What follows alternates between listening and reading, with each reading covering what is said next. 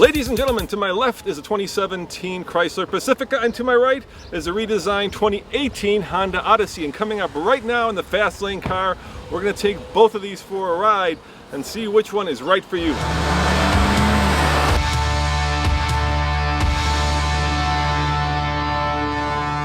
Full disclosure, Honda flew me out here to the Big Island to test drive the new 2018 Odyssey, but they were kind enough to provide the 2017 Pacifica as a comparison.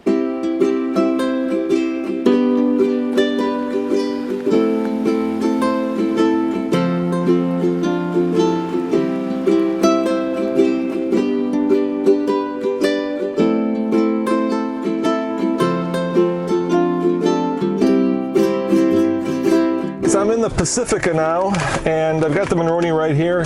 This particular Pacifica Touring L Plus stickers out at $42,825. It gets 18 in the city, 28 on the highway, and 22 combined. Under the hood of the Pacifica is a 3.6 liter V6 that puts out 287 horsepower and 262 pound-foot of torque. It is mated to a 9-speed automatic transmission and powers the front wheels. So while it has one fewer gear, it has 0.01 more liters. Puts out a little bit more horsepower, but they're pretty much identical in terms of the amount of power both these power plants put out. Now this particular minivan also comes with the 9-speed automatic transmission with a rotary dial. So in the Honda you've got push button, here you've got rotary, and of course the manufacturers do that so that they can clear up this area, giving you more room for such things as, well, if you're a woman, a purse, maybe a guy, you have a purse, a lap poodle, I don't know, but anyway, it clears up a lot of space here so that it makes it much more utilitarian. So while Honda of course has the sliding seats that slide forwards and backwards and left to right, the Pacifica has a trick up its sleeve as well. You know what that is. It's the Stowing Go Seats. Let me show you. The Pacifica has a trick up its sleeve as well. That's right, it's the Stow and Go. These seats completely disappear into the floor. Look at that. Completely disappear into the floor when you need them to be gone. Like that. Voila! There you go! The seat magically appears from the floor of the minivan, and that's pretty cool as well. So, let's take this bad boy for a ride and see how it compares to the Odyssey. Now, one of the things that, of course, FCA, or in this case Chrysler, has done is they've made this available in a hybrid, and they're the first to do that. So they have that as a way to claim something unique. Now Honda has something to claim unique as well, and that is that they've got the first 10-speed in a front-wheel drive vehicle, that being their minivan. So hybrid, 10-speed.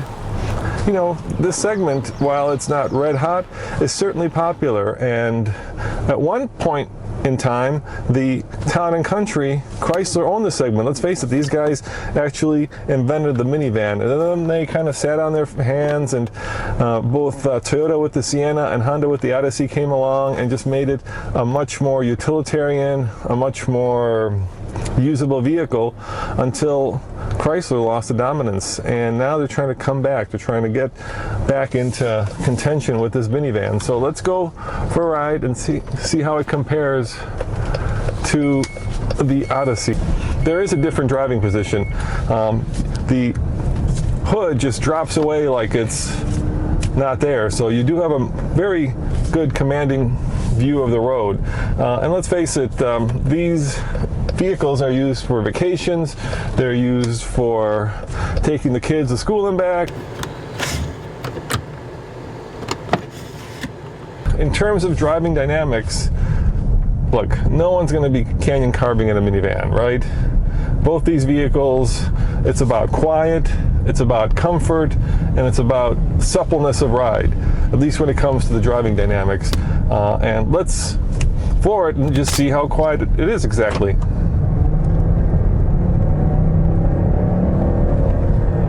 Peppy, quiet, and relatively refined. You know, that's really what you want out of this.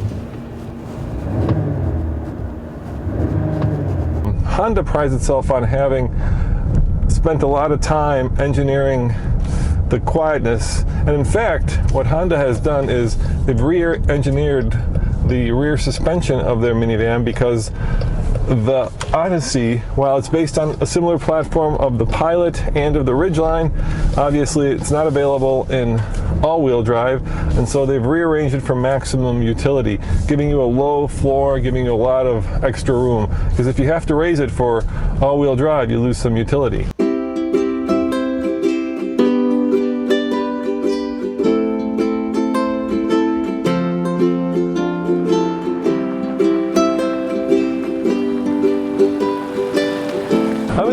So how does it drive? Well, there's only one way to find out, and that is to put it in drive and take it for a ride with the push button transmission. Everything that is old is new again. That's right, push buttons have been around quite a while. And check this out, I also have a sport mode. So if I wanted to get a little bit more frisky in the minivan, and I'm talking driving, all I'd have to do is hit the sport mode, and all of a sudden I've got a little bit more RPMs to play with. Now I do also have paddle shifters. That's right, a minivan with paddle shifters, which lets me row through not 1, not 5, not 6, not 7, not 8, not 9, but 10 forward gears. Yep, this is the very first front-wheel drive vehicle to ever be equipped with a 10-speed automatic transmission. Wow, 10 gears. Pretty soon, the difference between a continuously varying transmission, a CVT, and a traditional transmission won't be that different. When you think about it, a CVT just has infinite amount of potential gears in between. All right, so I'm in sport mode. I'm gonna floor it. I'm gonna give it a little bit of beans. This isn't a great place, but just a little bit, just a little touch to see how fast it takes this engine and transmission to downshift and give me the power. It gets going. It does get going. This is a sportier vehicle than the Pacifica.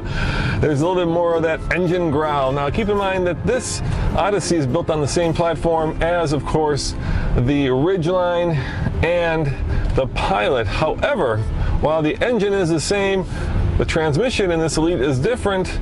The transmission calibration is also different, and perhaps most importantly, there's no all-wheel drive option.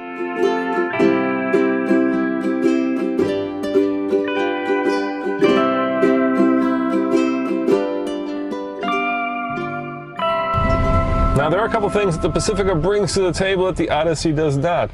First and foremost, I don't have a panoramic sunroof. All I have is, well, I just have the traditional sunroof. And Honda says the reason for that is because they wanted to keep the infotainment system back up there, as well as a seat belt. In the Pacifica, they put the infotainment system, actually entertainment system, in the back of the seat rest, and they figured out a different engineering solution for the seat belt so that you can have a panoramic sunroof. There's also no all-wheel drive option because, like I said, the Ridgeline and of course the Pilot do come in all-wheel drive. I asked the Honda engineers about that, and they said the reason for that is they wanted to give this as much utility as possible, not take up any additional floor space, and they said they figured only about 10% of the people at most would opt for the all-wheel drive. So why build a car for 10% of the people that penalizes 90% with less room? That's their answer.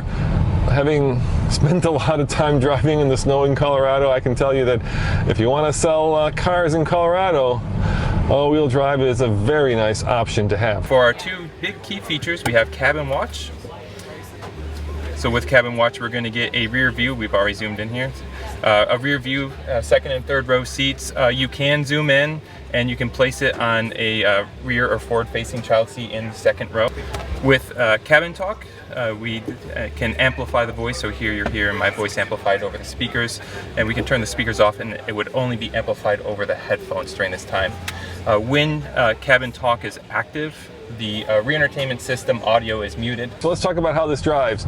First and foremost, steering feel is, well, it's electric, so the car goes where you pointed. There's not a lot of communication that's coming up from the road, but you know, I wouldn't expect that. However, the suspension is very compliant. It's a very soft ride. It's got a long wheelbase. It feels very comfortable. I have a lot of shoulder room.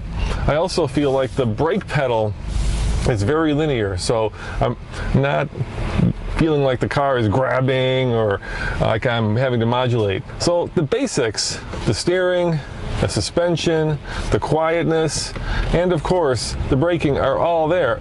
Are they better than the Pacifica? You know, I'm not sure about that. The Pacifica has really brought up its game. It's as buttoned down of a Chrysler as you're going to find.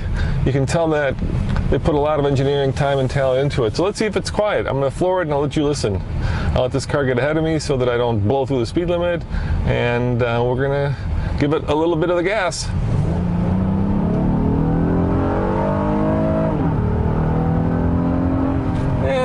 It's a little growly, and if I put it in sport, all of a sudden the RPMs jump up and give me more of that available power range. At least it puts it more in the meat of the power range where all that power is. I kind of find it nervous and distracting to some extent, so I just like driving this thing in regular drive.